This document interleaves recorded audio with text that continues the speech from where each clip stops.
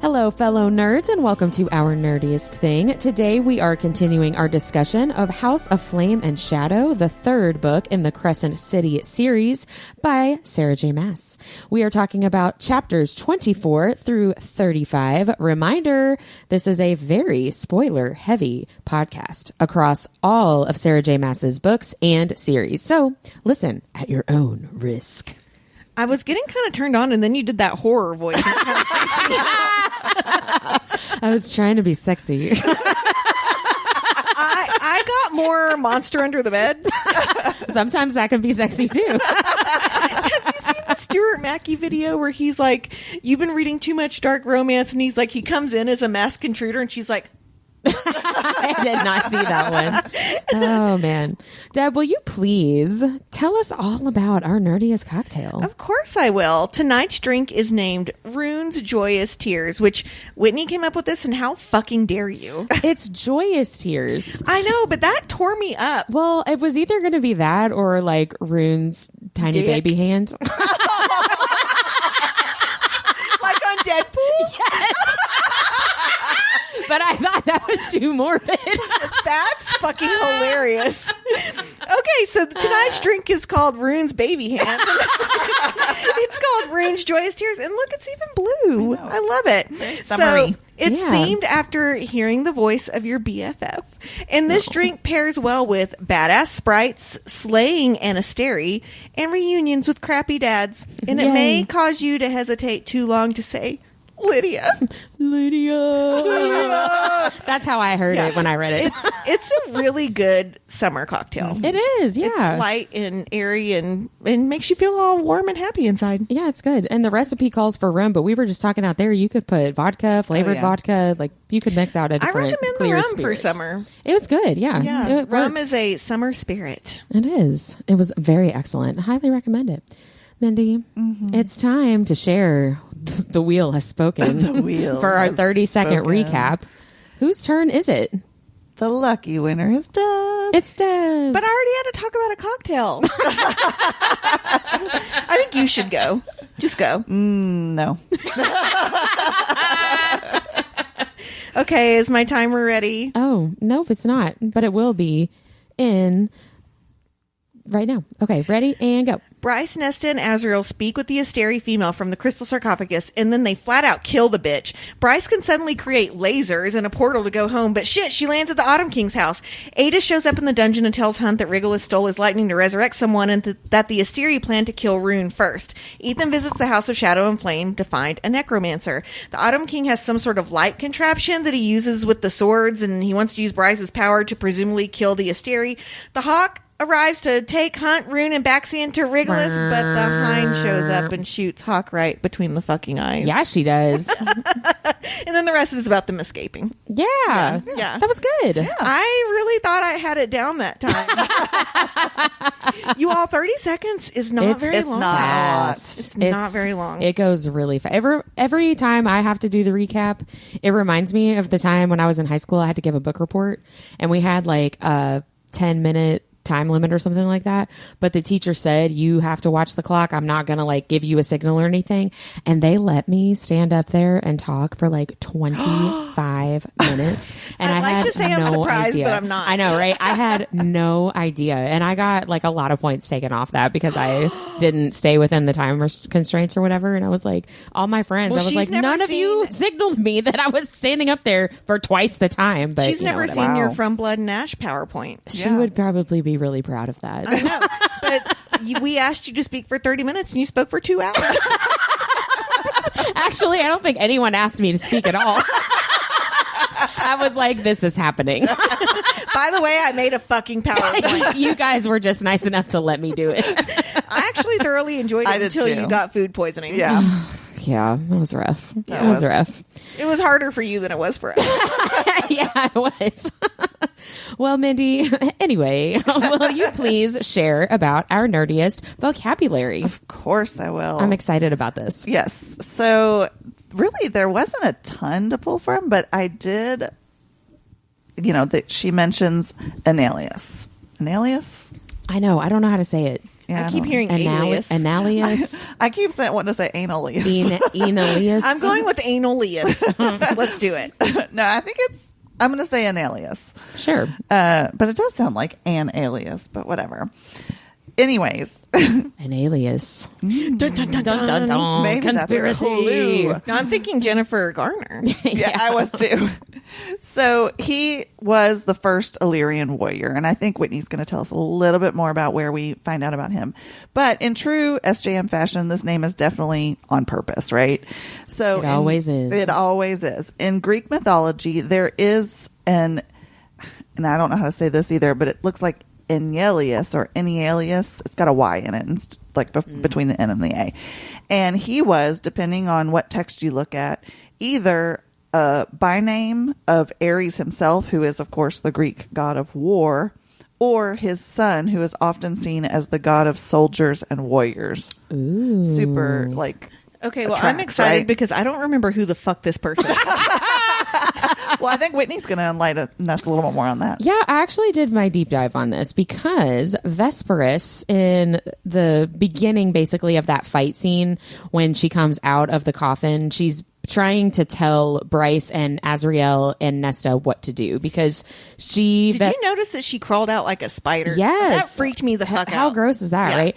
She is an Asteri, and when she went into the coffin, she was in charge of all Fae and humans. So she sees an Illyrian, a Fae, and a half human, and is like, you are my slaves, right? So she's telling them what to do, all this stuff. She gives us actually a lot of information if you have read A Court of Silver Flames. So she mentions Enalius. I don't know. That's how I'm going to say it. Enalius. So this was an aha moment for Azriel. Azriel has a little bit of a reaction here, but since we're getting Bryce's POV, she doesn't really go in depth to like Azriel's reaction, just that he has one, right? So he clearly has a response to hearing that name, and I did too because I remembered it from A Court of Silver Flames. So I went into A Court of Silver Flames much like I did last week and probably the week before and probably like I'm going to do next week too. And the 8 other weeks after that. Yeah, for the rest of this book. And I kind of gathered all the information that we have about this Illyrian warrior. So like you said, Mindy, Enalius is a great and revered Illyrian warrior in Illyrian history. When Nesta, Gwyn, and Emery are forced to participate in the rite, Emery gives a history of Enalius as they are sitting at the Pass of Enalius, which is a part of the breaking path up the mountain of Ramiel. You have to get to the top of Ramiel to finish the rite. The breaking is the most difficult path to get up the mountain. The Pass of Enalius is basically like a rock formation on the way up the mountain. That's usually what I tell my husband he's not allowed to go past. So it's called the Pass of Enalius because Enalius is believed to have held off the Daglan army to help the Fae win in the war against them 15,000 years ago in Prythian. So, reminder, the Daglan are the Asteri. They are the same group of people, right? So Enalius died during this standoff at this location, and the rite of the Illyrian warriors is to honor him specifically and his sacrifice. Oh, okay. Which is why... It's kind of a big deal. He is a huge deal, which is why the breaking includes the Pass of Enalius going up the mountain. He went to the top of the mountain, and I'm going to talk more about that in a second. That's why the mountain is part of the rite, is because that's what happened to him. So... later on in A Court of Silver Flames, we see Emery's crappy cousin Bellius, who tries to kill Nesta, and while they're fighting, he gives a little bit more information about Enalius. So he says that Enalius defended the pass, that part of the mountain, for 3 days, and drew a literal line in the ground to defend and not allow any Asteri forces to go past that line, which Nesta also coincidentally does. She doesn't know that about Enalius, but she draws a line in the sand, and Bellius makes a comment like, that's what he did too. Wait, he called them Asteri? No, I'm just calling them Asteri. Okay. I'm calling them Asteri because that's what they were. Okay. But they are called Daglan in all Gotcha. the court books. So Bellius says that Enalius climbed with his guts hanging out to the sacred stone at the top of Ramiel and died there. Yikes. So I hate I hate it when that happens. I know, right? Yeah. So the pass of Enalius is the setting for these really important scenes in A Court of Silver Flames. We've got the fight between Nesta and Bellius, which leads into the scene between Nesta, Cassian, and Bryolin, the human queen, where Nesta ends up actually unmaking Bryolin and completely destroying her. Like, she explodes and turns into like a pile of black ashes. I really got to read this book. You I know. really do. I've only Yeah. read it once. Completely forgot about that part. So remember, Bryolin had the crown, which when you wear the crown, if you can get close enough physically to somebody, you can control what they do. They have to do what you say. And so Bryolin had tricked Cassian and was making him kill Nesta. And Nesta ends up using her power to kill Bryolin before Cassian could hurt himself. Maybe I was or just Nesta. trying to flip forward to a sex scene. I remember none of this. So, quick sidebar about that. Cassian, actually, Bryolin tells him to kill. She doesn't say kill Nesta. She just says kill. But her intent is definitely for him to kill Nesta. He actually tries to kill himself instead. And that's when Nesta absolutely loses it because he's about to die.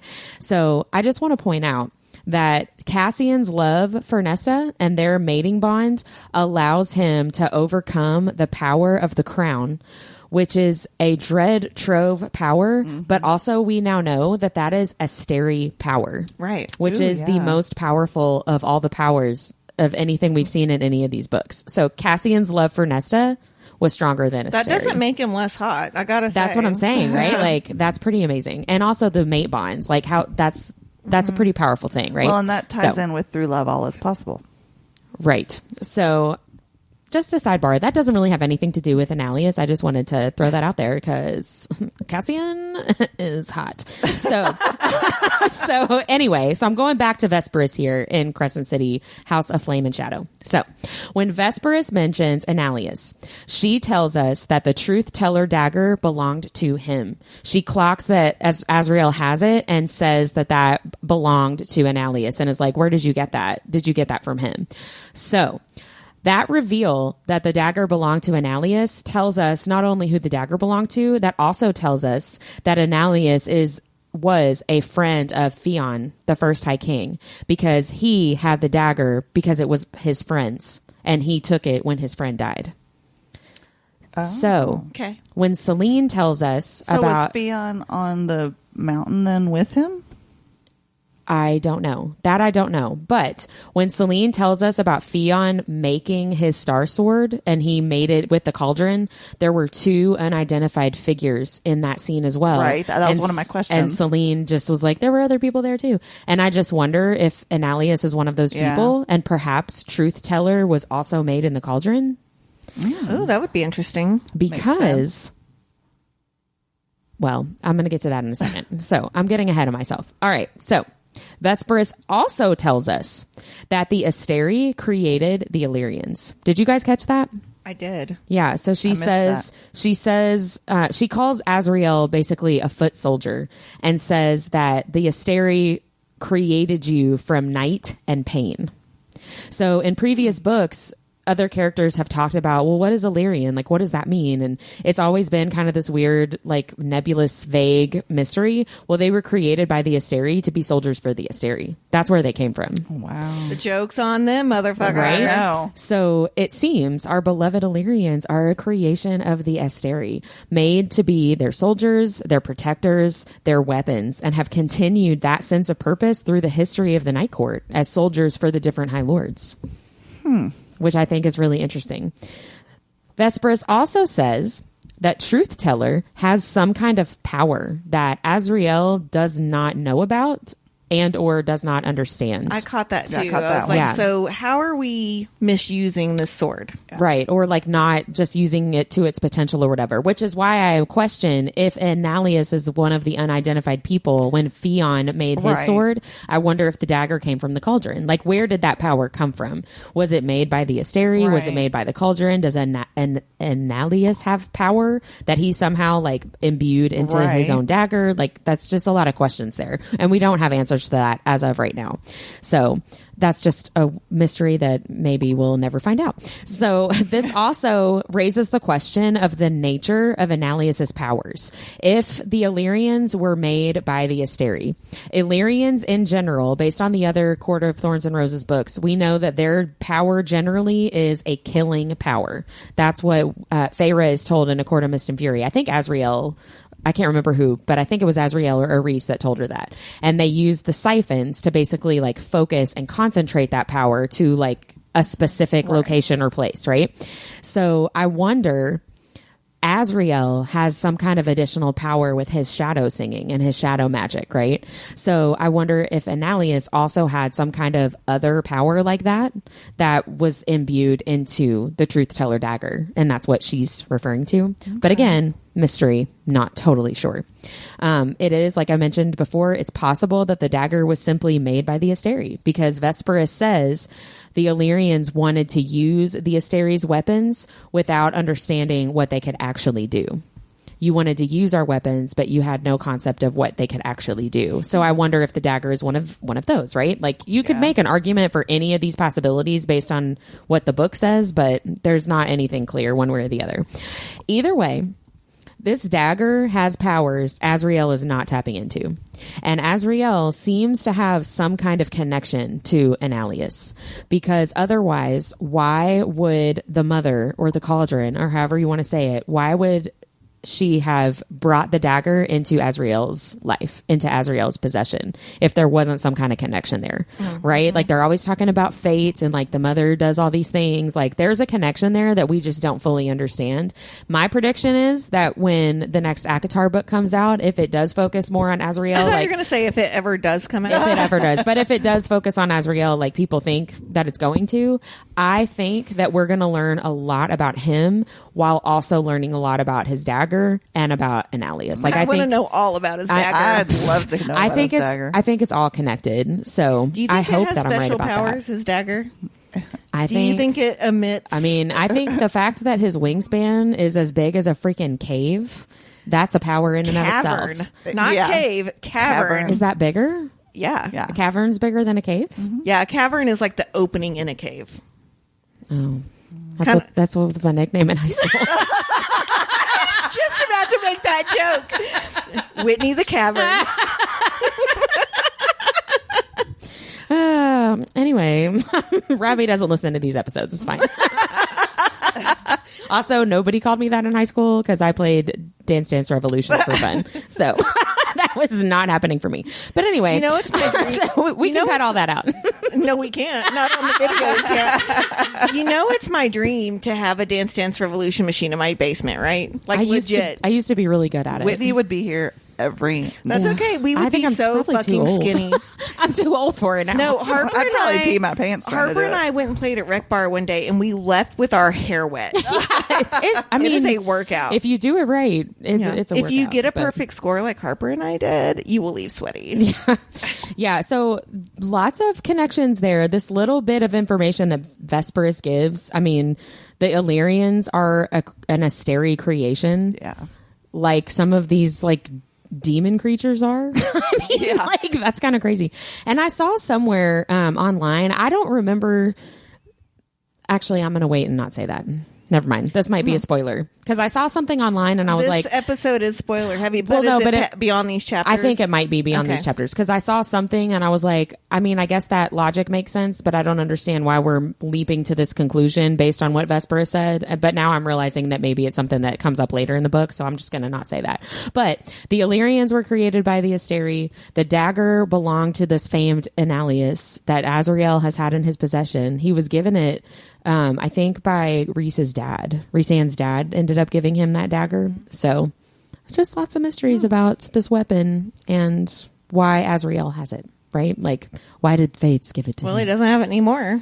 Well, that's true. Bryce does. She did take it, and he was sad about it too. Yes, he was. It made me a little bit sad for him. But I mean, he kind of told her he was going to kill her, so I would have taken it too. I know, right? Yeah, you They started to turned- see that dark side of him. They turned on her really quick. Oh, didn't they? yeah. Well, do you blame him? She was putting everything at risk. 100%. Yeah. Right. I totally get it. But well, let's talk about our favorite moments in these chapters. On the bright side. Let's bring it up a little bit. Why don't you tell us yours first? Oh, mine is Lydia's rescue plan. Like just having that happen, right? Like I said, I think it was last week. I was like, I'm done with the dungeon. Like I can't do any more of the torture and the confinement. And then I was like, oh, good. This is happening now. Okay, great. That whole section played out in my reading experience. It played out like an action movie. Like it literally got my heart rate up. Like I felt tense. I could picture it all very clearly in my head, and it felt like it was fast paced. And I like in my brain, I'm like, go, Keep running, yes. go. And it was very exciting to read, which I really liked. It was good. It was my favorite part. I'm going to go because it was my favorite part too. Yeah. Like seriously, how cool is Lydia in this section It's of the amazing. book? And she has spent years Yep. hiding her true motives and puts all of it on the line to save Ruhn and Hunt Yep. and Baxian, right? So she But killed- really, Ruhn. Really, yeah. I was trying to be nice. Yeah. She kills her way out of the dungeons, gets the boys to the countryside, deters the dread wolves in her deer form. Yeah. Also, the guys can get to the depth charger, and then she literally leaps to her own death. Yeah. Like, what the fuck, Lydia? Don't Yeah. die. She has been giving everything she has to this cause, and she is continuing to do that, even through like revealing herself and saving Ruhn. Like it's sacrificing everything for this, hope for a better world. Was yours the same, Mindy? That was not my favorite moment or twist, but she is my chapter MVP for pretty much all those same reasons. And I'll expand a little bit later on that. But no, actually, like I had a couple, but when Nesta kills Vespers with ataraxia, that was pretty satisfying. I loved that too. I was because you kept thinking it was going to happen. Like, oh, Nesta was going to do it. Oh no, she didn't. Oh, Bryce is going to do it now. No. And I love that she like stabbed her in the face. Yeah. And like just basically she beheaded her, right? Well, and you know who definitely wasn't going to do it is Azrael. I know. He was just like, It's like, I'll just stand over Bless here. his I'll heart. just chill. Yeah, he was not a part of that at all. Nope. It was either going to be Bryce or Nesta. Well, maybe he's just a true feminist because he's like, you got it. You Yeah, got you it. guys I'm don't gonna need. lay Yeah, over here. you don't need my help. I don't need to mansplain If I need this to to you. pull something out of the siphons, I can. Sorry, I interrupted you. No, you're fine.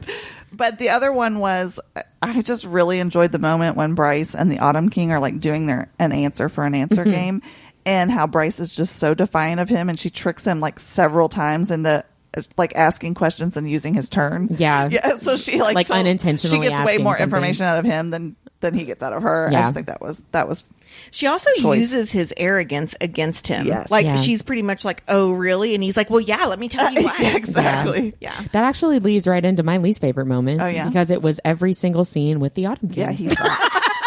He fucking sucks. Well, because, this is my second time reading the book, but I had completely forgotten that whole section even happens. Oh, really? And yeah, I really did. And so just like when I read the book the first time, she, creates this portal to go back to Midgard. And I'm like, yes, finally, she's going to be reunited with Hunt. Like, this is what I've been waiting for like 20, 30 chapters, whatever it is. And then she lands in the Autumn And you're King's like, nope. office or whatever. And I had forgotten that it happened. And so again, I was like devastated. And he's the worst. He really is. Like, he is the worst. It does not even cross his mind to do one single thing to help either one of his kids in any way, shape, or form. Like, Well, he totally like disses Ruhn too. Oh, he's like, left him not for- even, yeah, left but him he's for like, Like, dead. well, he deserves everything. Yes. he yes, gets. yeah. well, and I love that Bryce was like, you've left him in there for 5 days. Like, what's wrong with you? Yeah. And then he's like, what, like, I'm going to help him? No.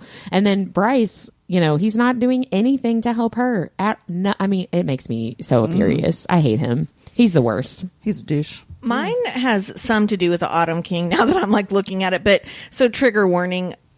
I think what really bothered me about this section of the book is there are a lot of mentions of abuse. Yeah. So we have Bryce being held against her will by the Autumn King.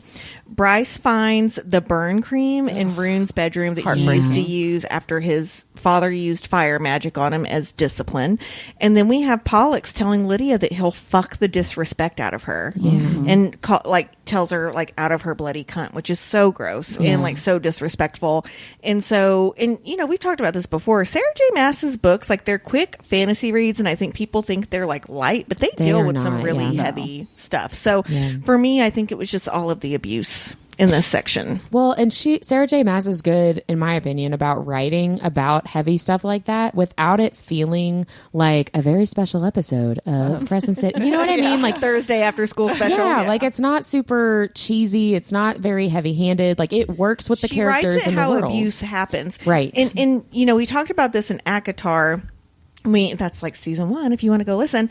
But Tamlin is abusing Feyre, right? And she writes it from a victim's point of view where these like little things happen over time and you're like, it's not so bad. He didn't mean it. Like same thing, like you could read this and be like, well, Bryce is there with her dad. Big deal. No, he is holding her against her will. He is cutting her off from the outside world. Yeah. She is not able to tell anyone she's safe. She's lucky she's eating. I mean, really, when it comes down to it. And so I think Sarah J. Maas just does a really good job of helping maybe someone who's never been through something like this understand how people could like live with it for so long. Because even as the reader, you're like, it's not so bad. It's not so bad. And then when someone points it out, you're like, oh shit. It's like you think this character is good or could be good, and then all of a sudden you're like, oh, no, they're bad. With Tamlin, right? Mm-hmm. Yeah, she's really good at that. To all you girlies that got that name tattooed on you, just, find a good cover-up artist. It's fine. I mean... Don't get bookish tattoos unless the book's been out for like 100 years and the author's dead. And the series is completed. Right. Well, no, I would say even, J.K. Rowling, people have her shit tattooed, and she like is the most hateful person on the planet. I feel like if I got Tamlin tattooed on me, then I would have to go back and get like 'S tears and then like a jar tattooed on me. Or like Tamlin's my bitch. Or something like that. Tamlin's a fucking douche. Yeah. Or mark it out and just put Rhysand. That would be funny. What was your least favorite moment, Mindy? Well, mine are a little different. I had a couple that just like honestly as a reader just pissed me off. Not more like that was a traumatizing scene, but more like, first of all, oh my God, Ada's edging us with information about Hunt's dad. Like, I fucking want to know. Adis could edge me anytime he wants. Bring it on, buddy. And not that phone call shit like he talks to, the real edging. But he keeps saying, like, oh, that's a story for another time. I mean, he's done it, like, that's literally been my question, I think, twice already. Well, he and Apollyon have been doing that with Bryce. Yes. We talked about that last time, I think. They're so frustrating. They're doing it to us as a reader, and they're doing it to Hunt as a character, too, right? It's so frustrating to me. Yeah. But then the other one is that, like, I guess I thought after the end of the last one that maybe like Sigrid wasn't actually dead, and she was, and like now she's actually dead, and I'm like, what the fuck? That chick doesn't have a head. Why even bring her back into the story then? Like, it's almost like she didn't do anything to advance the plot. I know probably something's going to come up with Ethan, and like that's the whole impetus for him going and doing what he's doing. I'm sure it'll come back around, but at that moment it pissed me off. I was like, what? She's actually like, what? That's how I felt when Connor died. We'll keep discussing Ethan's storyline. Gotcha. And probably feel ad nauseum. and probably not feel any better about it as the book goes on. Great. So just keep reading. All right. So what about biggest revelations? Okay, speaking of the Autumn King, is he working against the Asteri with his little planetarium-like contraption device? I don't know whose side he's on. He's on his side. He's on his side, yeah. But has he known that the Asteri are keeping everyone from maintaining their full power? Because he's so shocked when Bryce tells him that that Prithian, everyone's at full power. He's like, wait, what the fuck? Yeah. And then he says, well, I've always kind of wanted to go there. But he obviously... The Asteri have kept him in the dark about things, which I think he thought they weren't, right? Because he's just that cocky. But you get the impression that he is really trying to reduce their power by what he's doing. I see it less as trying to reduce their power and more as trying to increase his. You know what I mean? But I think he knows to increase the Asteri. Well, sure, yeah. No, I definitely point though. For sure. He's not being selfless. Right. He's not doing it for himself. Right. He's not trying to make the world a better place. He's just trying to give himself more power. But I do think he's definitely trying to get information about them and trying to set himself up to be able to make a move against them. Right. I don't know that he necessarily really cares. You know what I mean? Like, Right. I don't think it's a passion project, but I think he's just the type of person that's like, I am just going to gather all the information about everybody that I can, and when I have the opportunity to make a move against Sabine or the Prime or whoever, then I'll have the information that I need to do that. They explain what he's looking at really well, but I'm picturing fishing line hanging from the ceiling, and here's Saturn, like a mobile, right? And then there's some of those sticky glow in the dark stars on the ceiling. That's what I'm picturing. Just because he's such a piece of shit. Yeah, I keep reading the description and keep being like, what? I had to look it up. I had to look it up because I was reading on my Kindle, and you can press on it and find out more information about it. I know. And I was like, oh, that's what it is. I just keep picturing an old crystal lamp that my grandmother used to have at her Tiffany house. Lamp? Yeah, well, probably a knockoff version, but it was little prisms of crystal, and it would make the rainbows of light on the wall. That's what I keep picturing, and I'm like, I know that's not right, but that's what I picture in my head. Kind of. There we go. I mean, maybe. Who knows? Speaking of crystals, was my biggest revelation, because when they're down there and she's in that crystal sarcophagus, at one point, and now I can't remember because that's just the way my brain works, somebody uses that crystal. I think it's Bryce uses the crystal to siphon power, right? So when you look back at the Crystal Palace, that makes so much more sense. It's not just this is our pretty palace with crystal. It's actually I didn't put that together. Useful that they're siphoning power through that. You are so smart. They're crystal Thank you. thrones. Yeah, the Asteri's thrones are made of crystal. That just hit me. I was like, okay. I didn't think about that until you just said it. Yeah. Good job, Mindy. I thought of something before either of you. I love how really before Whitney. Let's be honest. The best thing was I started that with am I remembering this right? I totally second guess myself. I always feel like that when I feel like I have something that's an exciting connection, and then I'm like, wait, am I dumb? Yeah. No, you're not. Every time I feel like that. I think that we are groundbreaking. I do too. Yeah. We've come up with a lot of groundbreaking, I think, theories and whatnot. This isn't part of my biggest revelation, but just to go off the crystal sarcophagus, flashback to earlier in this book when Bryce was playing music from her phone to Nesta and Azrael. She played a classical symphony thing from a ballet called The Glass Coffin.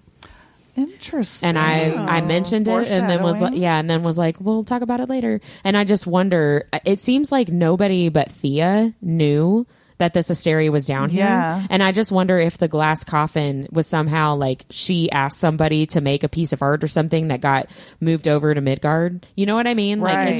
That's not a coincidence, right? I think that's an interesting little tidbit there. But Vesperus is my biggest revelation, right? Her existence, first of all, but also the things that she told us, which, we already talked about the dagger and Azrael, the Illyrians and all that, but also Vesperus was the evening star.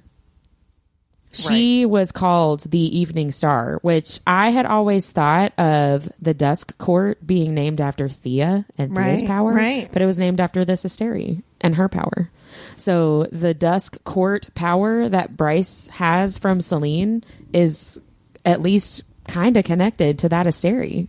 Well, and you know what I mean? Yeah, but that also, because that was one of my questions too, because I remember when I did the Asteri and there was Hesperus, who is also called, they're basically interchangeable. One's a Greek and one's a Roman. Yeah. And even somebody, I think it was Bryce, asked about Hesperus, and she was like, no, I am that one. Right. So how are they related to each other, and what way are they related? But well, and I wonder too, the Asteri that are in Midgard, I'm assuming they know about this chick back in Prithian, and then I thought, the Dusk Room is that really there because it's history of another Asteri? And they're trying to get back to her. They're trying to get Maybe they're trying to save her. Are they trying to get back to her? Do they remember that she's there? You know what I mean? Want to rescue her? Yeah, that was a big. I was thinking all of that Dusk stuff was all about Thea, but I think it's really all about Vesperus. Who the fuck knows? I know, right? Sarah J probably knows. Right. I don't know though. She acts like, I don't know. Acts sort of indifferent to Regulus though. Yeah, she's like, oh, well, I guess you're his bud, whatever. Yeah, it kind of, the way that she talked about him made me feel like he was an underling when back in her day, right? Yeah. And now he's moved up in the ranks, and she's just like, ugh, I hate him. You know what I mean? Yeah, exactly. Like she's I feel like all of the Asteri's personality is like, ugh, I hate him. Right? Yeah. What about? Hold on, before you move on, I want to talk a little bit more about the caverns. Oh, good, because I was going to say, what about Deb's talking more about stuff? Oh, well, no, great. I wasn't. I'm so glad that you were going to say that. That's just me saving myself. Okay, so speaking of the caverns, did you all notice all of the Star Wars similarities in this chapter? I didn't. Actually. I didn't make a Star Wars connection. But I'm not a huge Star Wars fan. Okay. See, I am, so now I'm disappointed with myself. I'm disappointed in you too, I'm not going to lie. Okay, so let me give you a few examples. First, both Princess Leia and Celine show up as a hologram type of vision to ask for help. Oh. Yeah. Mm-hmm. Next, Bryce can essentially use the Force to attract the Star Swords, just like the Jedis do with their lightsabers. That's true. And she also has the power within herself to promote the greater good, which is a huge thing. The power is within you. The power is within you. There is intergalactic space travel. Both universes use droids for physical labor. And finally, the Asteri, much like Darth Vader, want to become the most powerful beings and achieve immortality, which is a huge part of Star Wars. So all of this got me wondering if Bryce is just actually a Jedi. And I'm really wondering if Sarah J. Maas is just a huge Star Wars fan. I bet she is, yeah. Okay, so according to learnreligions.com, and yes, this is an actual website that teaches about religion, even ones from movies. So this website says that there are 33 traits that exemplify the Jedi path. So I'm not going to list all of them because that would be super duper boring. Thank you so much. You're so welcome. But I will link the article in the show notes. So let's start with the traits that Bryce does exude as a Jedi. Number 1, Jedi believe that there is a dark side, but will refuse to dwell on it. Number 2, certain Jedi are stronger with the Force than others. Number 3, Jedi must live in the present moment. Number 4, Jedi must trust their feelings or intuitions. And that goes into number 5. They must protect and defend the helpless, which we have seen Bryce do million multiple times. Yeah. Jedi avoid acting on dark side emotions like fear, anger, aggression, and hate, which we never see Bryce make decisions around that. Yeah. Jedi believe that they need to bring balance to the Force within and not wait around for a chosen one to do it, which is the Asteri to a T, right? Jedi are responsible for balancing their own minds so that their minds are clear, good, positive, wholesome, and stay on the right side. Jedi stay physically fit for many reasons. I think Bryce just likes to work out because Hunt will go down on her in there. But the Jedi believe in life after death. The Jedi believe in democracy, but usually don't trust politicians, which we see is a huge theme in this universe. Jedi believe in service to others and are selfless. And then this is the best one. Jedi have a keen sense of humor. Which there is a quote in this section of the book where she talks about how Vesperus's lips look like whatever, like that whore red. Horse red that Danica said. Yeah. And I laughed so hard because it's kind of the dick serious... sucking lip. Dick DSL. sucking lips. Yeah. Thank you. So there's several ways that Bryce really could improve on her Jedi-ness and maybe become a little closer with the Force. So there's some things that Jedi do that Bryce definitely does not. Jedi practice meditation to achieve a calm mind, which Bryce does not do that. Jedi practice awareness and are mindful of their thoughts. Don't really see that. Not so much. Jedi have patience. Nope. Yeah. Jedi believe in destiny, which I don't really think Bryce believes in that. She believes she can create her own destiny, which I actually like better. Yeah. Jedi are humble and believe that they can always work on improving themselves. I think Bryce thinks she's the best possible person she could be right now.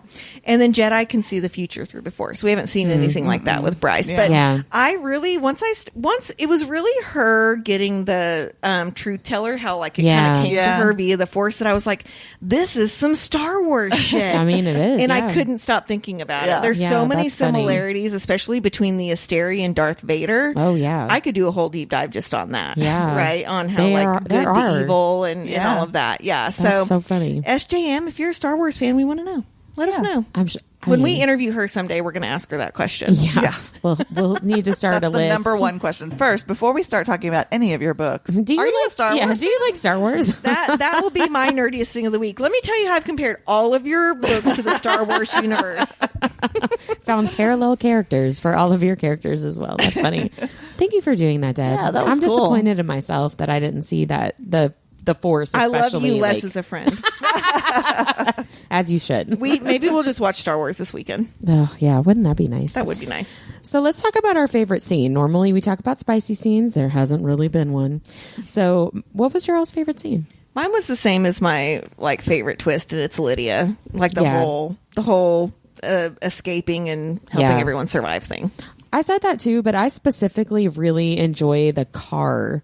Like once they get to the car and are driving through the city and trying to get to the coast, that whole section is the go. It's funny because I almost put that as my least favorite, and this goes with your cocktail. Like Ruhn just fucking keeps sobbing, and I can't handle it. But it makes I know it's good tears. It's relief, you know?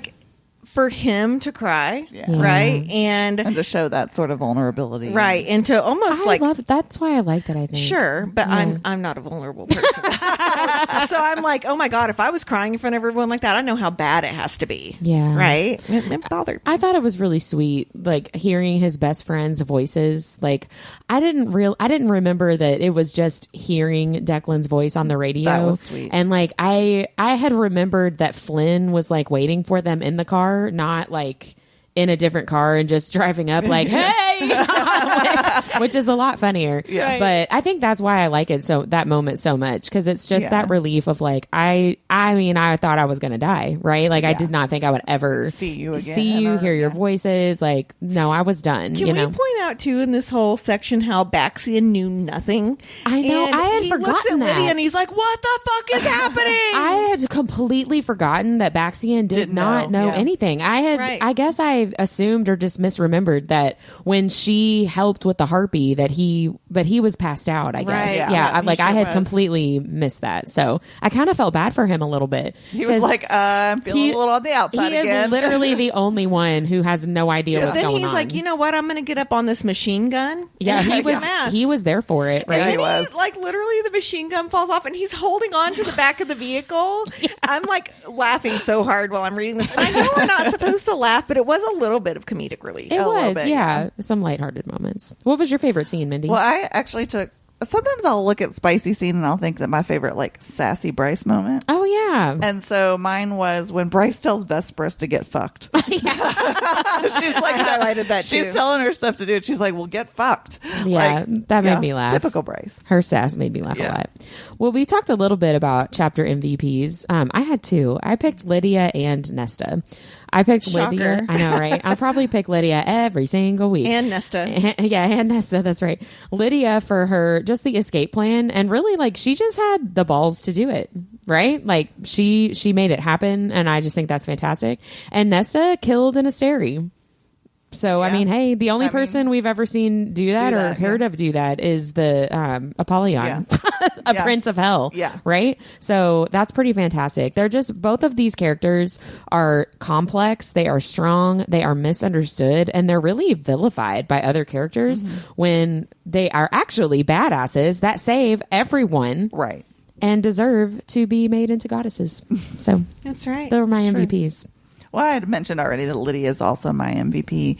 I mean, I'm just damn, take the hawk out, shooting him. I mean, like, she doesn't just kill him; she shoots him between the eyes. She's like, "I'm not playing people," which shows a level of precision on her end of how deadly calm she can be, even when she is like the most stressed out she's ever been. Yeah, I love it too when you like this scene when a villain gets taken out and there's no big dramatic like conversation about it, or it's just like by I love that. I like that a lot too. But plus, she was when Hunt says something and she's like, "Those are my words exactly." Boom. Yeah. But then also she like rescues everyone, like you've been talking about. Also, she, forges this bond with Erithis and makes her basically burn everything on her command. Yeah. So like Erithis burns everything, and because Lydia said do it, right? Yeah. That's some like leadership shit right there. Yeah. And then she causes the whole distraction to get Hunt, Ruhn, and Baxi into the depth charger by turning into the deer. And then she fucking sacrifices herself off the cliff, dying on her own terms. I know. Yeah. Like knowing that being taken back by Pollux to the Asteri and just gonna Pollux be worse. would Are be you pissed worse off than that they death. still shot her through the chest, though? I'm pretty pissed off about that. I'm like, fuck I'm like, that they still shit. got her. Yeah. She wasn't dead yet, and they got her. Yeah. My chapter MVP was the cauldron. Oh. For a couple of reasons. We learned a lot about the cauldron in this section. So, number one, it can make objects, which we already knew. It made Nesta and Elaine. But it helped the Asteri make the Dread Trove. So we found out that it created that. And then we also found out that it is a kill switch for Prythian. Yeah. If you destroy the cauldron, it destroys the planet. So thank God in Aqua War that they didn't destroy it. Right. Because I know that was one of their big goals. And so, and they said they have a kill switch on every planet. Yep. Which makes terrifying. you wonder, where's the kill switch on? In Midgard. Midgard. Yeah, exactly. Right. Yeah, that's one interesting thing about the cauldron. We learned this from Celine, too, that the Asteri manipulated the cauldron with their own power and made it something like, what is it? Not just a tool of creation, but also destruction. It makes you wonder if they killed the mother.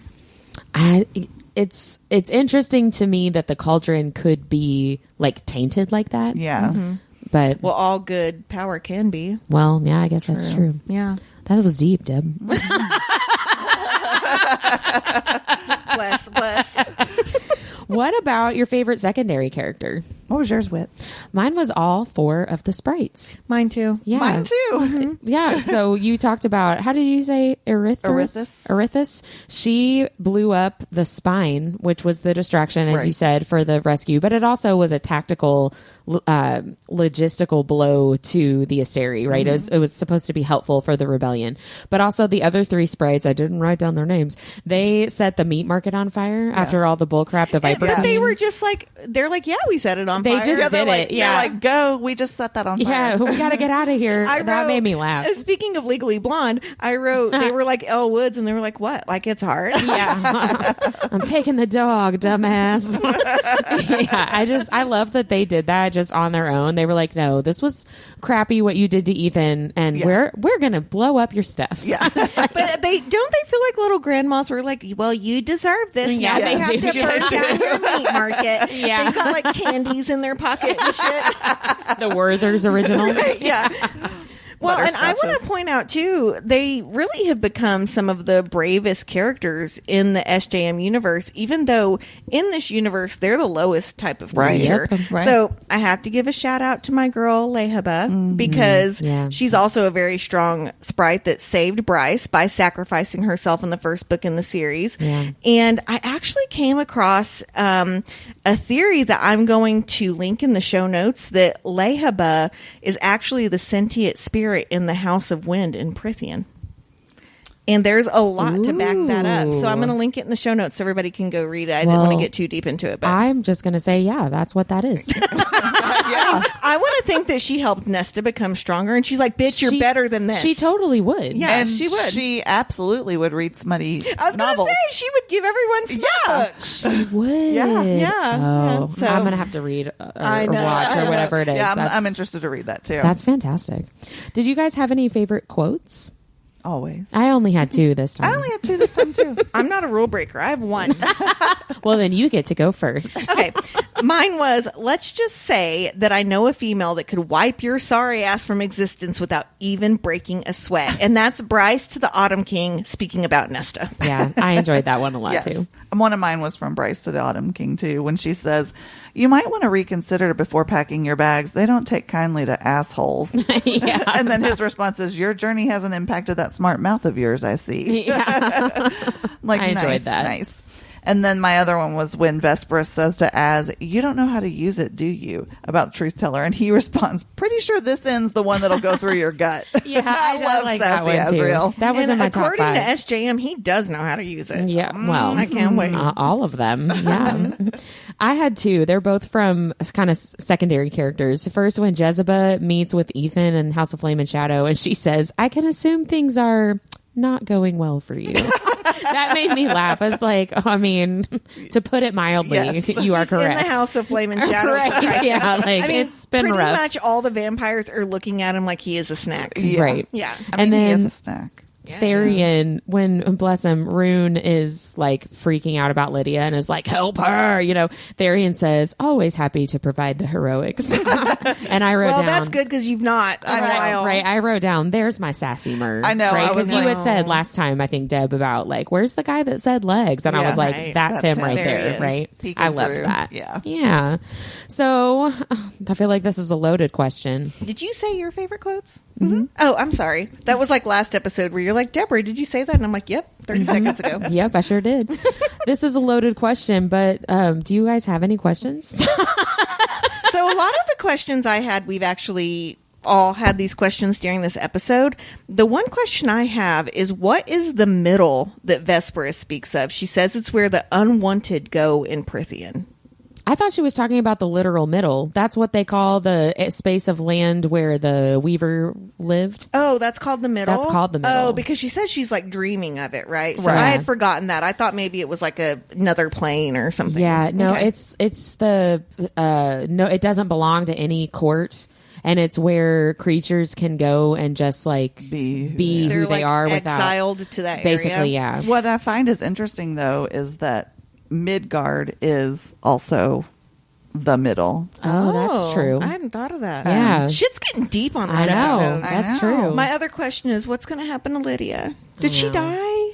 I know. We'll have to I'm keep freaking reading. out about I that. mean, it says her face is going to splatter on the water. They shot her through the chest. Yeah, Like, she's falling from a cliff. However, what did they say how high it was? I I can't mean, remember. so high her face was going to splatter on the Well, water. right? Yeah. And the shot in the chest is a pretty. Damning. yeah, That's a pretty kind of like a rough the one. nail in the coffin. Yeah, that's a rough so one to to go speak. around. Mindy, had- what questions do you have? So many questions. Well, you know, I always why don't do. you just pick a couple? I want to hear them all. All right. So first of all, well, we've answered a couple of them actually. Honestly, in general, who are the bad guys here? Like, I'm like, what is going on? Like the Autumn King, the Asteri, Yeah. Vesperus. There's so many forces. Okay, I have to go back to my whole Star Wars thing because a big theme in Star Wars are, when are you the bad guy? Because there's a whole theme about, well, you also killed someone, but Yeah. you said you did it in the theme of good, Right. but you also killed somebody.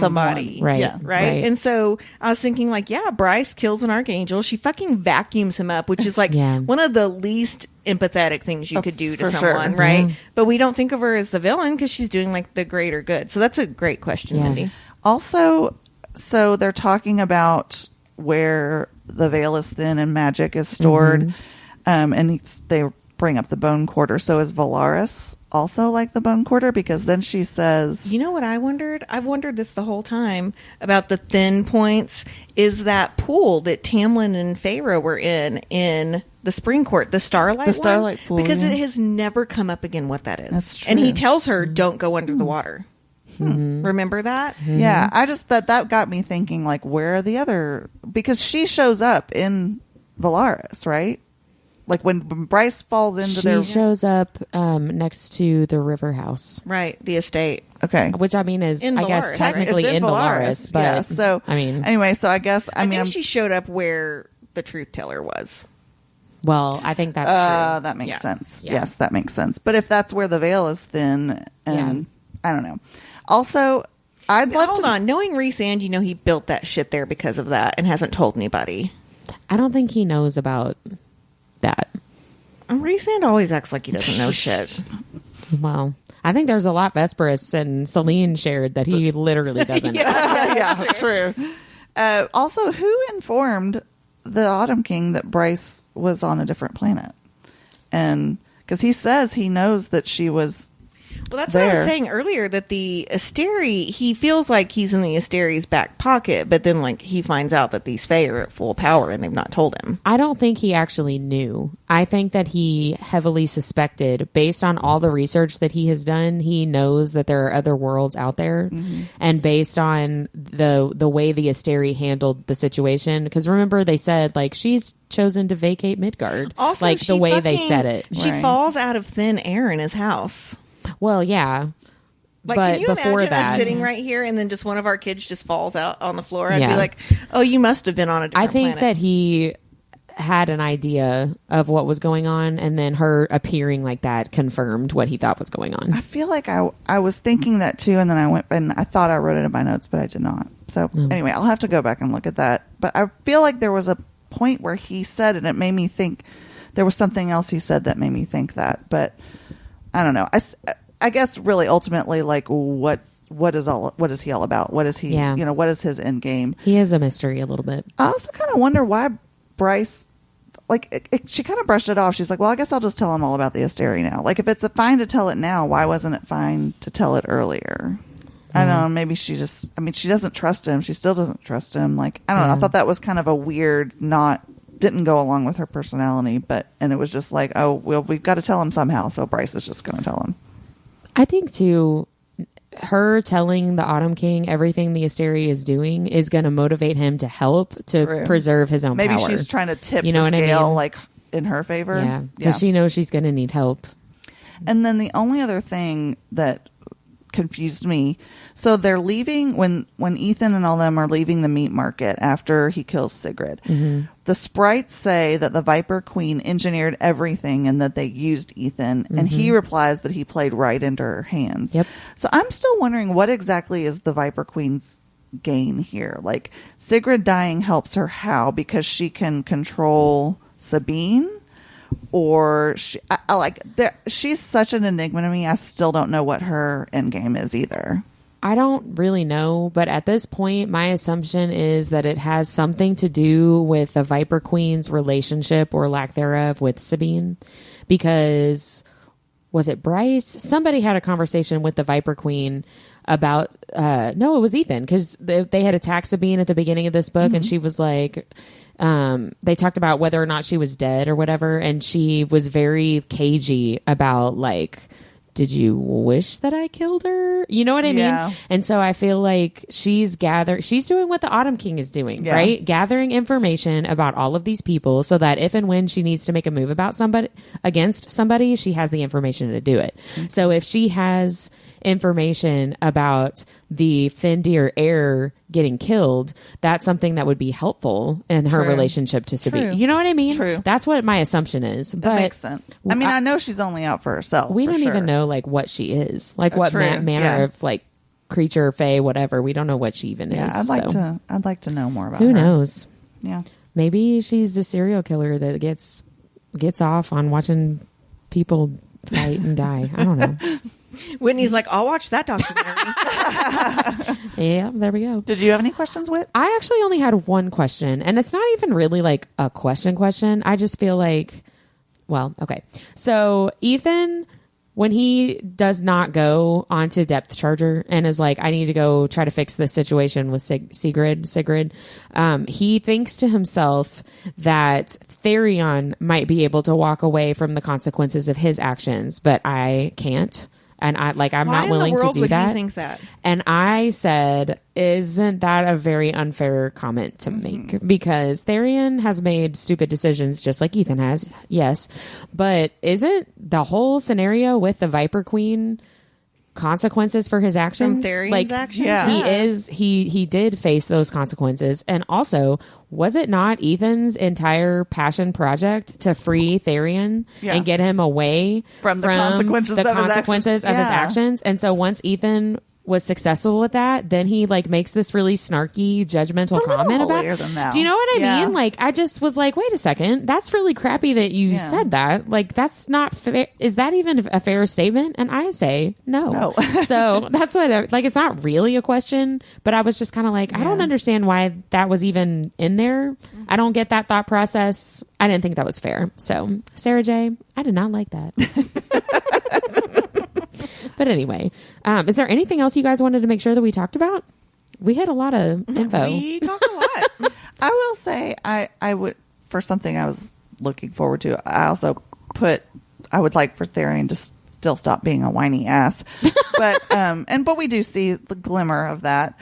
But I was a little disappointed that she's not on Prythian anymore. I really wanted more time on Prythian. Yeah. I feel the same way. I wrote, when I reviewed this book, when I read it the first time, my thing that knocked off a star, and I remember Whitney telling me, I don't know if I should rate it 4 or 5 stars, and then I read it and understood why.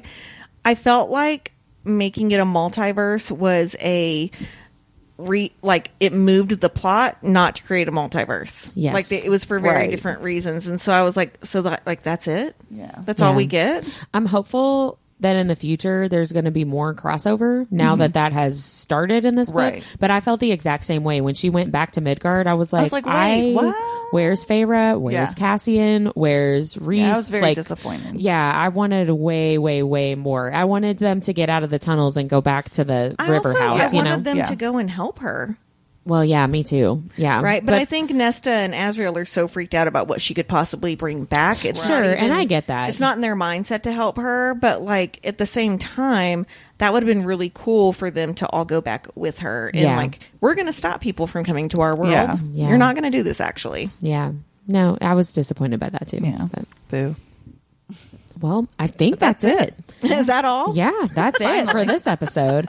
Next week, we will be off. We will have some an Elise Kova author interview to listen to. So make sure that you listen to that. And then the week after that, we'll be back with our continuation of Crescent City 3, House of Flame and Shadow, discussing chapters 36 through 44. Can't wait. Yeah. Bye. Bye. Like what you heard in this episode, follow Our Nerdiest Thing on Instagram at instagram.com/Our Nerdiest Thing or Facebook at facebook.com/Our Nerdiest Thing. We love hearing from fellow nerds. Email us at ournerdiestthing@gmail.com.